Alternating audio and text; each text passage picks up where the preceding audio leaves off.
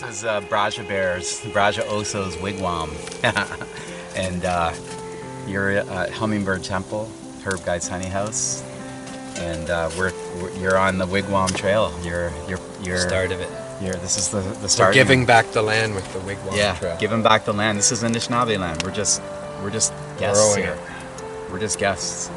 You know, that's why I'm growing and burning sweetgrass to honor the Anishinaabe grandmothers and grandfathers that came before us. And you know, this is a place to heal and barter for food and learn and medicine and moose meat and deer meat and fish and cook up some food. Sacred eggs. Got sacred eggs. In egg season, people would have harvested a lot of them. What do you got? What are you putting on? What do you got? Some spice?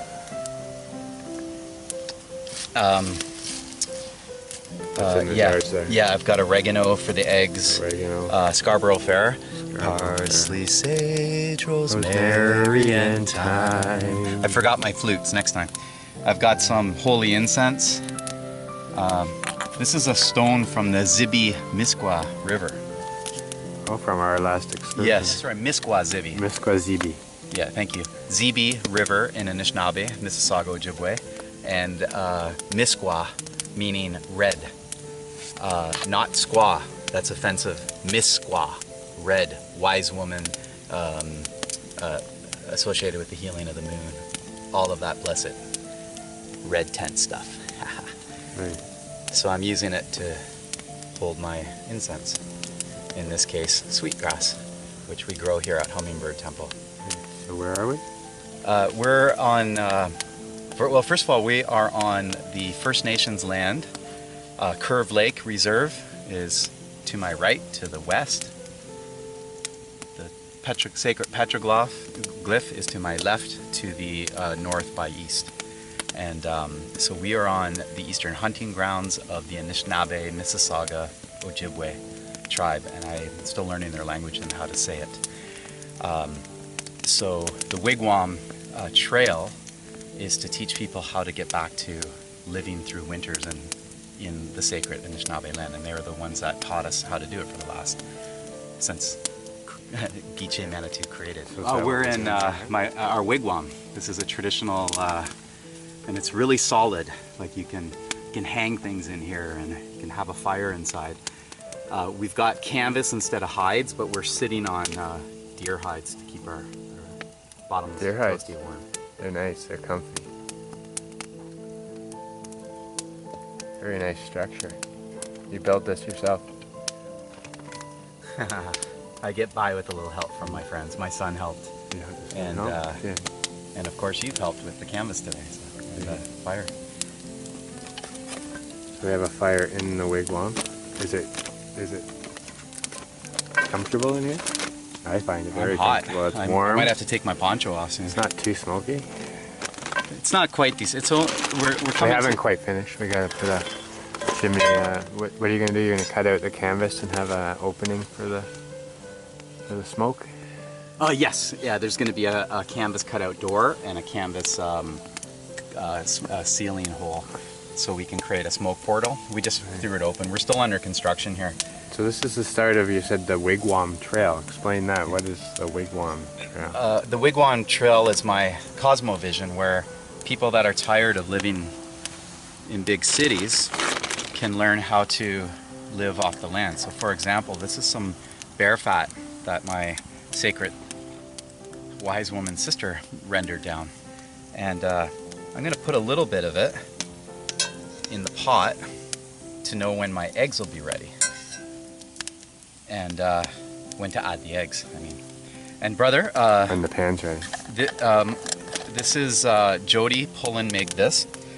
She is the owner of the Witch Doctor's Closet, and it's a bear oil and plantain salve. Okay.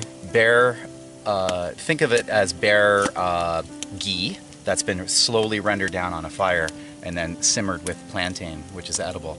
So it's going to be a wild native weed. And I'm gifting that to you, bro. So. Wow, thank you. Bear oil. the stuff works. I've been using it. It really works, and it's got the plantain in it. Yeah. Comfrey. Comfrey, I was just about to say It that. doesn't have comfrey in this one, but Yeah. I'll make you more, Yeah. and then I'll retop I grow it a up. lot of comfrey and I grow a lot of plantain. Good, yeah, me too.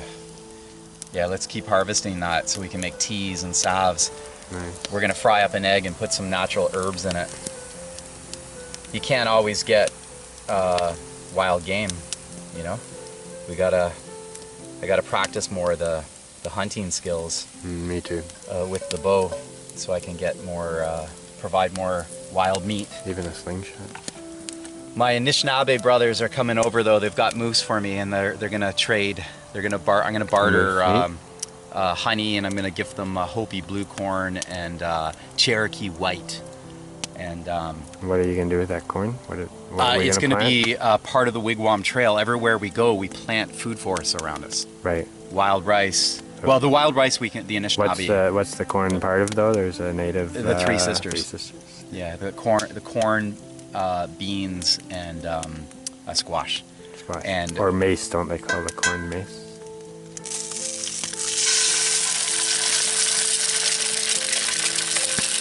Frying up our first eggs in the wigwam on there's the Wigwam Trail. we're gonna save the November shells. 29th, 2018. This is a historic moment Yes. for Whoop. Sorry about that. a new movement that I'd like to start, and it's called Giving Back the Land movement. Yes. And we're going to give back the land to Mother, And to the first to the people. rightful owners of Yeah. Turtle Island. Correct. Oh. Who's this? Hey, Star. Hey, Star Baby. You want to be in the movie? I Yeah. was born in Bowmanville, and I used to play at Jackman Creek, and I don't know the Anishinaabe name for Jackman Creek, but it was full of salmon as a boy, and I spent a lot of time there. So just with a bow and arrow and playing with the fish and skipping stones, and so it's basically all my life. And this is what people that when you live in cities, they call kids that are hyper ADHD, right? But they're actually indigenous souls, because they're not hyper. They're just like, oh, bear, oh, fish, oh, medicine, berry. So they're tactile. They're busy. They're in tune to it. They're in tune. So my mom, who was a nurse as well, refused to put me on Ritalin in the 70s, Good for and her. sent me to the woods. She goes, just go to the woods. Wow. How many mothers had the foresight to do that? So that's what my mother did. I spent a lot of time in the woods in Scarborough. Too. Yeah. Highland Creek. The woods are safe. Everyone's afraid of the woods. Bears don't just all of a sudden walk in and eat you. They might come, as soon as they smell fire, they're gone. I've seen bear in the woods and just said, hey, bijou. Just talk to them, and they look at you and go, whoa, human, I'm out of here, and they run. So, Exactly. right? So we don't have to be afraid. We've got grandfather fire here. We've got the Be medicine. smart though. Yeah, Don't leave meat out. Don't leave Yeah. food out. Don't attract them. exactly. Bury your refuge. Bury your eggs. If you see one, get your camera out, take a picture, send it to me. Exactly. They and bears can speak Anishinaabe, so say thank you to them. Shimigwech. Thank you. They understand. There'll be a moon lodge set up, a sun lodge, and a sweat hut as well, like a sweat lodge. All in good time. Maybe people in California right now that had their house burnt down and had no insurance just built this, and then rebuild your main home. They do it with scrap material. Why do we have to get in debt to some bankster? Debt-free, mortgage-free. The Haudenosaunee south of the lake built longhouses, but north of the lake in Anishinaabe land they built wigwams. They didn't live in teepees here. No, so this is more traditional than a teepee. Yeah, teepees are from the plains.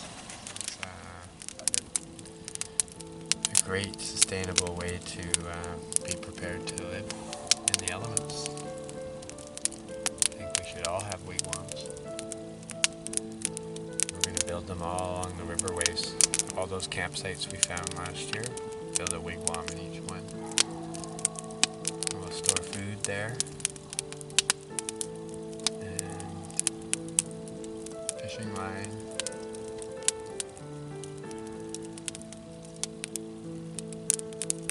Seed. Perennial plants will grow little forest gardens all around them.